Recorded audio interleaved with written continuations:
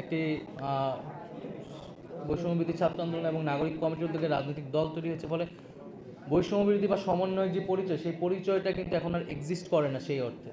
ফলে আইন শৃঙ্খলা বাহিনীর কাছে আমাদের থাকবে যাতে এই পরিচয় ব্যবহার করে কেউ যদি অপকর্ম করে তারা তাদের আইন অনুযায়ী ব্যবস্থা নেবে।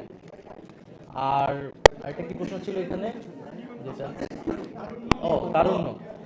আমাদের তো তারুণ্য নির্ভর দল, তারুণ্যকে আমরা শক্তি মনে করছি এবং আমরা মনে করি যে তারুণ্যের উপর বাংলাদেশের মানুষের সেই আস্থাটা আছে। বাংলাদেশের মানুষ নতুন নেতৃত্ব, তারুণ নেতৃত্ব দেখতে চায়। তবে এরকম তার মানে এই না যে আমাদের দলে শুধু তরুণরাই থাকবে। আমরা তরুণরা যারা আমরা সংগঠিত ছিলাম আন্দোলনের মাধ্যমে, আমরা আন্দোলন পরবর্তী সময়ে আমরা এক হতে পেরেছি, তারা আমরা এই দলটার যাত্রা শুরু করেছি এবং আমাদের যাত্রাপথে আসলে সমাজের নানা শ্রেণী পেশার নানা বয়সের মানুষরা এসে যুক্ত হবে, তাদের জন্য সেই সুযোগটি থাকবে, সেই স্পেসটি থাকবে। এবং আমরা মূলত আমাদের যে পরবর্তী সাংগঠনিক কার্যক্রম সেখানে মূলত আমরা আগ্রহী হব, মনোযোগী হব।